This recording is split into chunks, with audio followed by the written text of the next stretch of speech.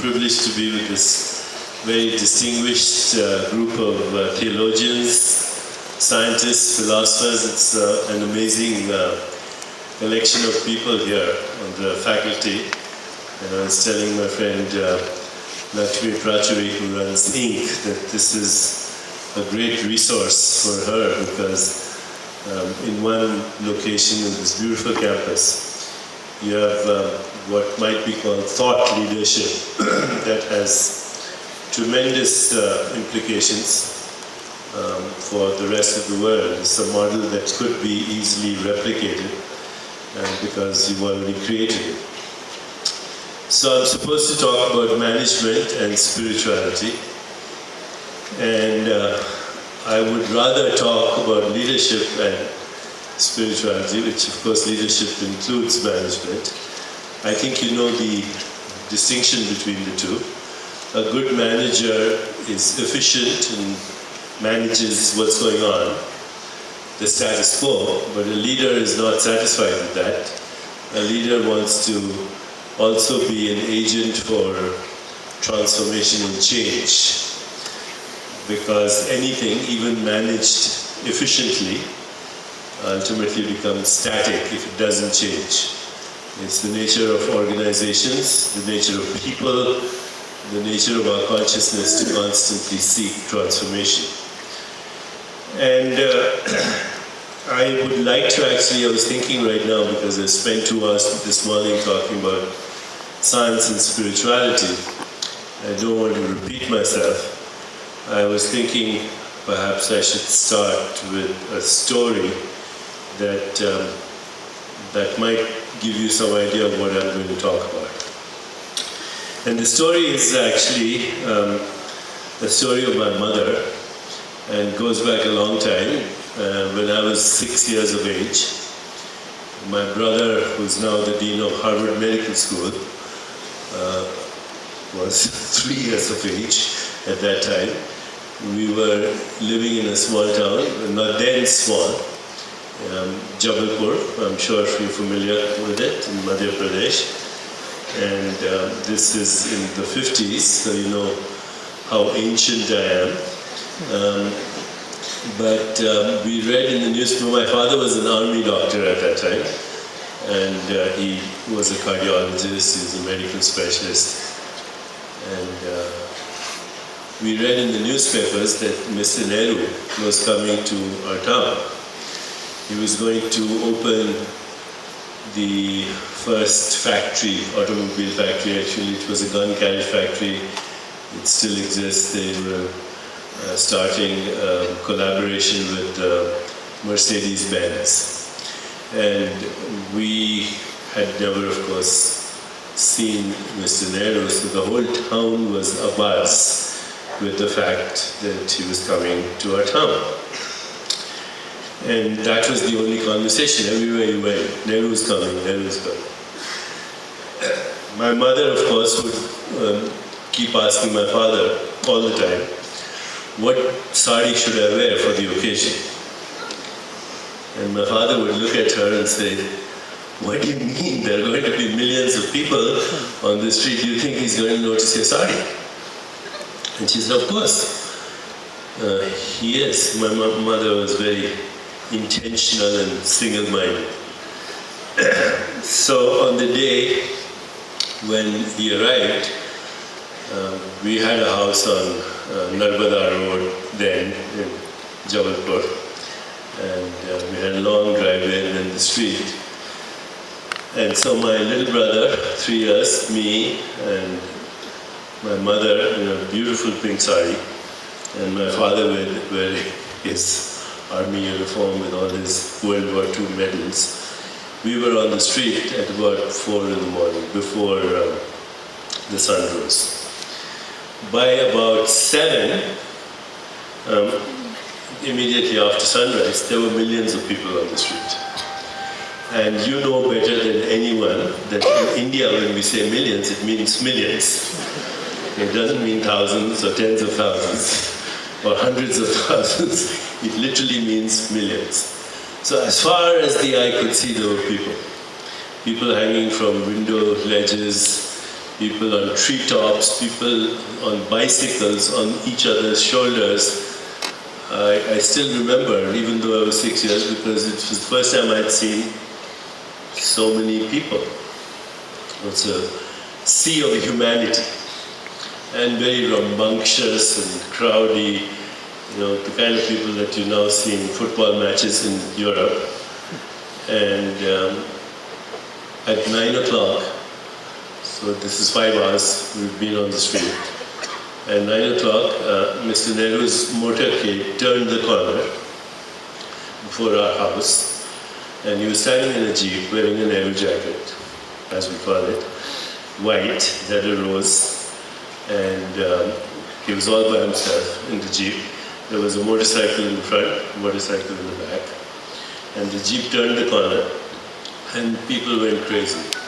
Nehru Zindabad, Gandhi Zindabad. Gandhi was already not there, but Jai Hind, Bharat Zindabad. Remember, this is a bit, maybe decade after independence, so different kind of fervor. So the jeep goes by, it's very slowly, it goes by where we are. And Mr. Nehru suddenly turned. I swear to God, this is true, okay? He looked at my mother, he took his rose out and he threw it at her.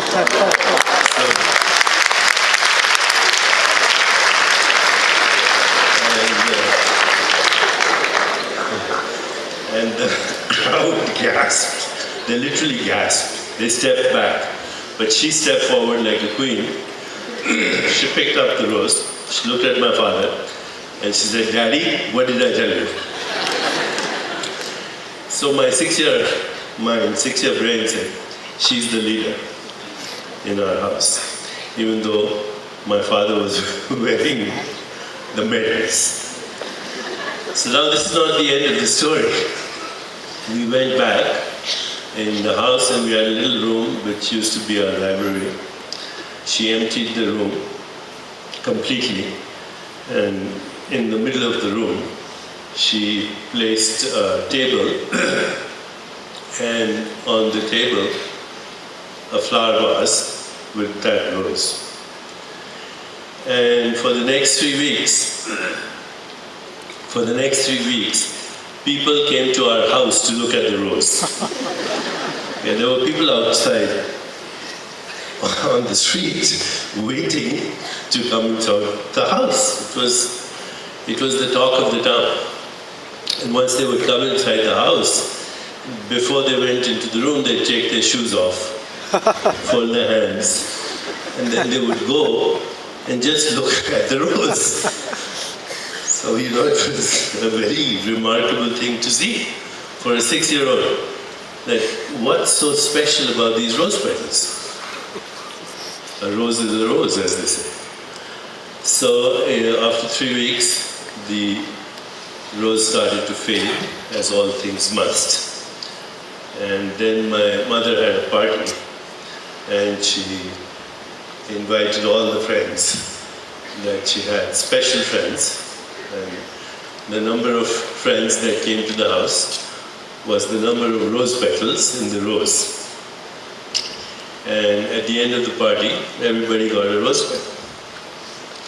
And you should have seen, you couldn't trade that rose petal for a diamond or a jewel. The way people, I think that custom still exists. If you have something special like a rose petal, you put it in a holy book like the Bhagavad Gita. And so afterwards I asked my mother, I said, what was special, what was so special about those rose petals? And she said, they represent the soul of India. Again, very confused. Soul? First of all, what is the soul? And does India have a soul? So I said, what do you mean? And she said, Mahatma Gandhi represented the collective aspiration of that time for freedom, for a new imagination, for a new creativity, for a new longing, and that was embodied in the consciousness of Mahatma Gandhi. But since Mahatma Gandhi was no longer there, Mr. Nehru was his spiritual heir, and of course the rose was his symbol. And every time they looked at the rose petals, they were reminded of a new dream. So that was the soul. And I heard it, but I think it didn't really metabolize into knowledge. It remained information. But many years later, when I was starting to teach at Kellogg School of Management, the story came back to me. And I started to think about it. And so I realized that what we call a soul is the symbolic representation of a collective imagination.